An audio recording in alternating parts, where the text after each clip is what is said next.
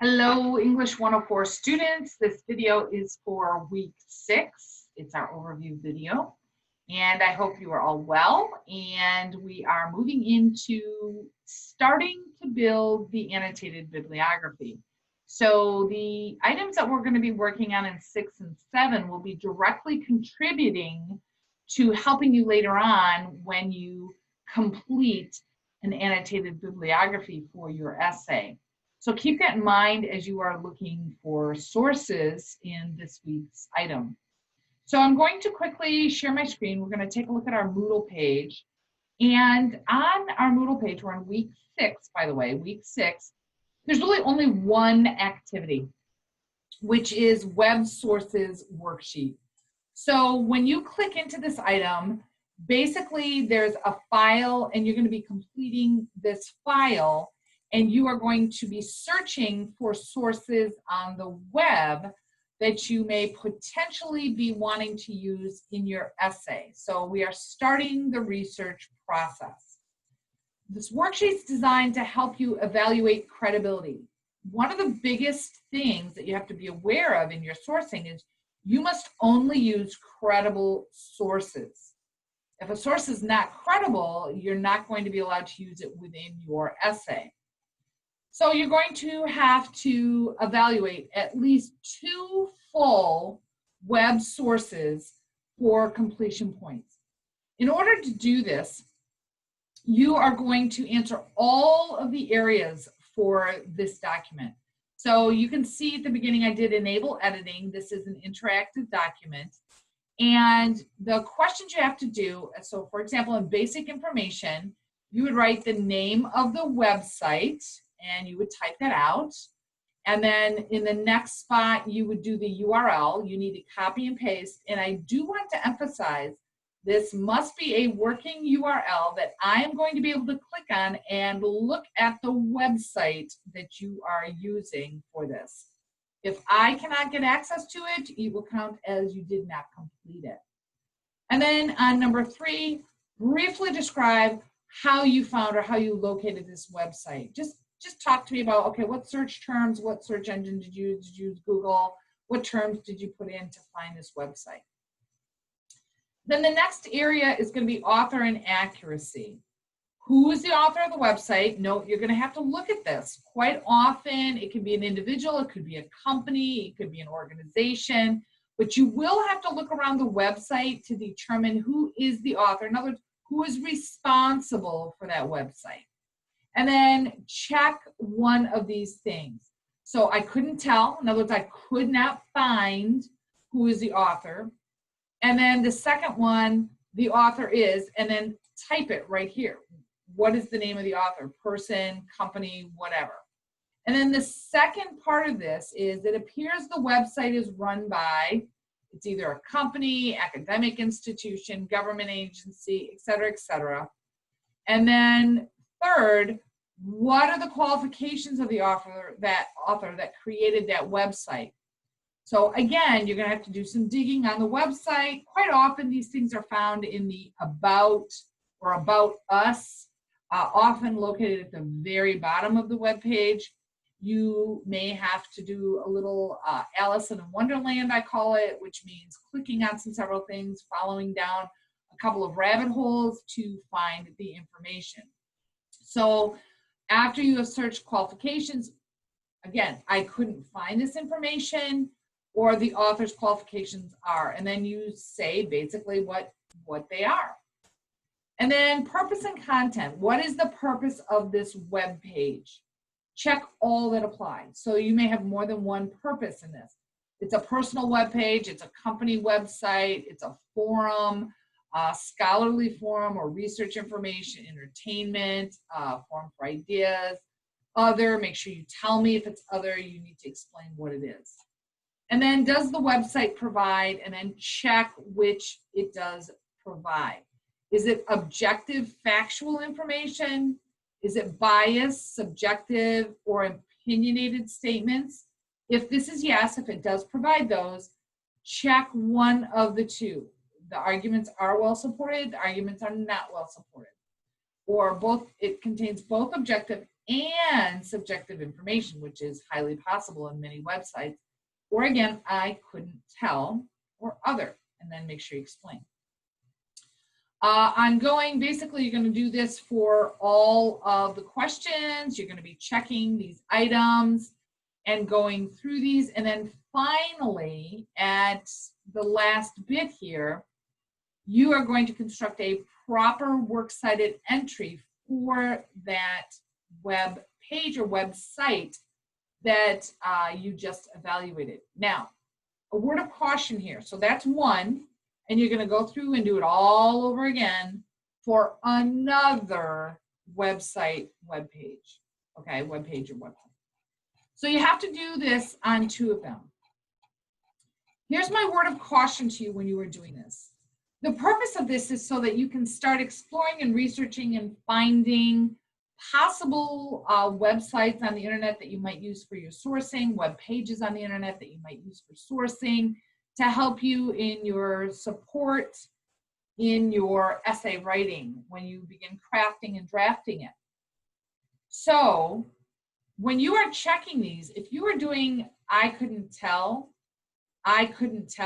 find this information, a lot of those, you're not going to be able to use this site. You have not determined credibility.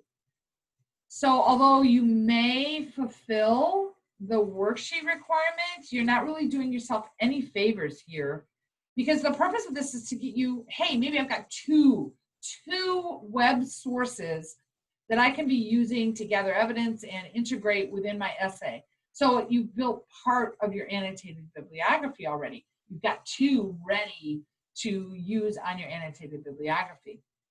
If you don't establish credibility and you can't find that information, then you really want to consider, should I look for different sourcing? Should I find a different website? Should I find a different web page? It's in your own best interest if you can establish all of this information relating to credibility, in particular author, qualifications, those kinds of things, okay? Objective, subjective. The other part of this in objective and subjective, it's okay if they have subjective information. You don't automatically have to eliminate it. The big thing with subjective is that you're aware of it and you are addressing it within your essay. So if they're making a subjective argument, yet it is well supported, that's not a problem. That would certainly still be a credible site. The issue is going to be if the arguments are not well supported, then you're going to have some issues and you may not be able to use that. So I do want to kind of just put that out there, that even though websites will have subjective information, that does not automatically rule them out. So let me see, I want to look at, I want to talk about some sourcing as well. And your resources, we have lots of resources for you. In particular, you're going to want to be familiar with Nightsite, Saginaw Valley. Any of these are fine to help you craft that works cited portion at the end. You will need to do it correctly. So these sources are very important that you utilize if you don't know how to do that yourself. So for example, with Nightsite, MLA, and then if it's either an entire website or if you're just using a web page from a website, fill in all the information. Again, you find this information on the website. And then when you're all done, you submit and it will give you the proper format. Do pay attention to the translation. When you copy paste from here and you put it within your document, the translation is not always 100%. Italics is a really good example. Something may supposed to be, it shows on Nightsite in italics, but it didn't translate that on your Word doc, so you may have to manually go in and adjust some things. Do pay attention to those type things. The other one that I wanted to point out is crap tests and the YouTube video on knowing if a source is reliable. These are things you're going to want to be very familiar with. You're going to be utilizing this to establish credibility. This is why it's important on the website you go and search who is the author who's responsible for that website, whether it be company, whether it be individual, organizations, those kinds of things.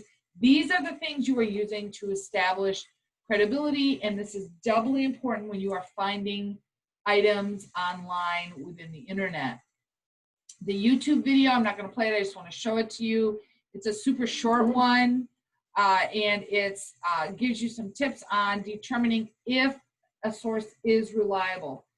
It's by the video's created by an organization named Schmoop. They make a lot of videos of various things, a lot of writing ones. They're one of my favorites. They usually have quite a bit of humor in them. That one is no exception. It has some humor. I think you'll enjoy it. Up here, it also talks about various types of sources. For this particular worksheet, remember, I am looking at the internet. However, that does not mean it won't be a scholarly source. If you find a scholarly website, do not say it's scholarly if it's not. One of the big things you're going to be looking at are popular versus trade publications. Popular is not necessarily a bad. The difference between scholarly and popular. Scholarly, it is essentially produced, peer-reviewed. It's produced by experts in that field or authorities in that field and reviewed by authorities in that field. Popular is more of the general populace. And again, that's not to say you cannot use a popular source. Popular sources can be credible.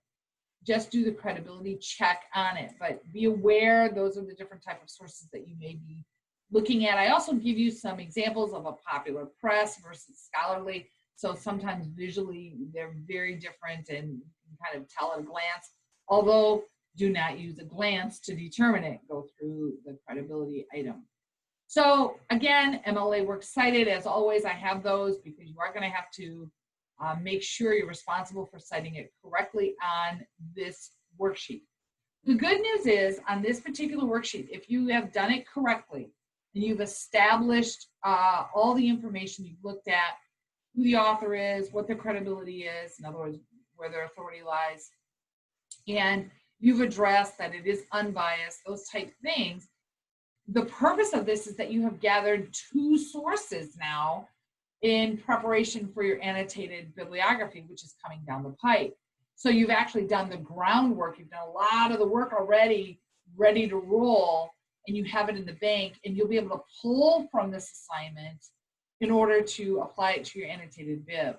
If you don't find good sourcing, then you may be going through the motions, but you're going to have more work later on. I'm trying to give you a heads up that do a really good job on this now. It's going to pay off for you in a week or 2. The other part of this is with web sourcing, internet sourcing. I had a thought here and I've lost it, but I don't know. I guess just do the best you can. It's going to pay off for you in the end for your annotated bibliography. That's the reason you have this assignment. The bulk of your time here is really going to be spent searching and researching online. You're surfing the web, for lack of a better term. You are looking on the web for things. I fully expect, you're not going to find a great one you can use or a potential one on your first search. It's going to take time. That's why it's only one assignment this week, and it's only 2 sources. I fully expect these to be 2 sources that you're going to be using in your essay. So take the time. Don't just go through the motions. Get a good one. Spend time researching, looking. What is going to work for you? What is potential, high potential for you to pull information from on the internet? Now, as we move forward, you're going to be looking at other sourcing, things like databases and books and magazines, those kind of things. Right now, for this worksheet, it is only web sourcing. It is only on the internet, only web pages or websites.